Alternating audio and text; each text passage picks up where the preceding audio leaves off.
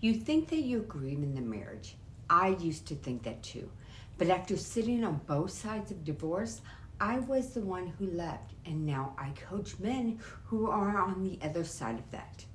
I've learned that's usually not what's actually going on.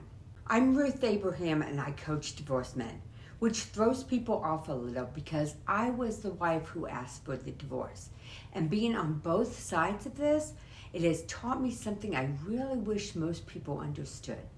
Sometimes you are not grieving your marriage.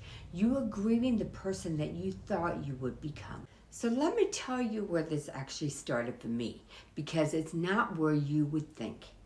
After my daughter was born, I became a stay-home mom, which that was a real part of me, and I loved every moment of that season. But somewhere in there, I started wanting something else too. Something that was just mine. I tried a couple businesses, which didn't stick. And then I found event planning, and I felt alive again. Like for the first time in a long time, I remember thinking, oh, there she is. There's that version of me I used to know. And here's the part that I didn't catch while it was happening though. It got easier to just stop reaching for her than to keep fighting for her.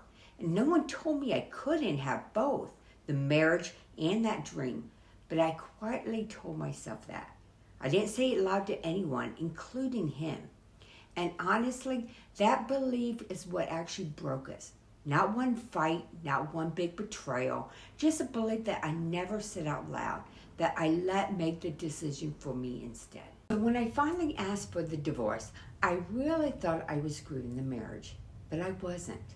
I was grieving a future that I built in my head and never once told anyone about. A marriage where we said the hard things instead of managing around them. Where I didn't have to pick between being his wife and being a woman with her own dreams. And when that future didn't happen, it kind of felt like I didn't happen either. Not because I wasn't enough, but because I had been quietly mourning a version of myself that I never actually gave either one of us a chance to meet.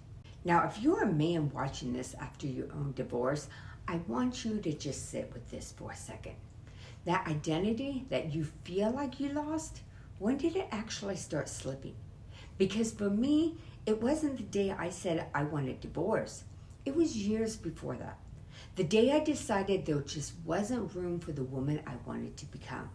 And I never told my husband that belief was mine, not his. That I was scared to say what I actually needed. That I thought maybe keeping the peace mattered more than telling the truth.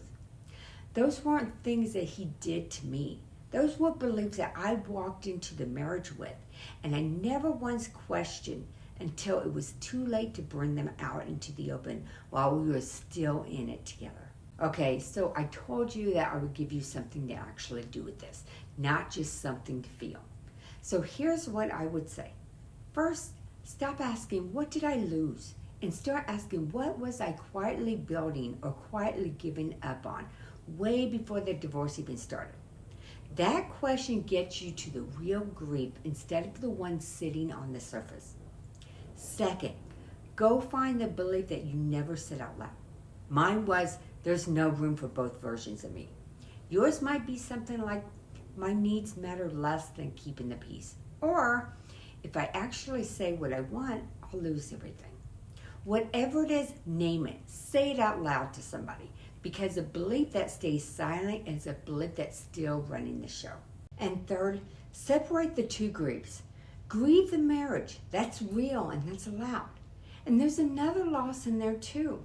The future self you are building toward. That one deserves its own space. Most men never do that separately. And honestly, that's usually why the grief feels like it doesn't end. You're trying to heal one wound when there's actually two. Because here's the thing that living on both sides of this has shown me. You didn't lose your ability to become that man. You lost a path that you just assumed would get you there automatically. And those are two very different things. One's gone, and the other one is still yours. You just have to build it this time on purpose, out loud instead of in silence. If any of this put words to something that you've been carrying, I would like to hear from you. What do you think you are actually grieving? Tell me in the comments. And if judgment is something that you're still carrying toward yourself, toward your ex-wife, toward the whole marriage, I made a free guide for that. It's called Release the Weight of Judgment, and the link is below. If this helped you, go ahead and subscribe, because I'm not just here to talk about what happened to your marriage. I'm here to help you meet that man that you are quietly becoming and the one that you never got a chance to finish.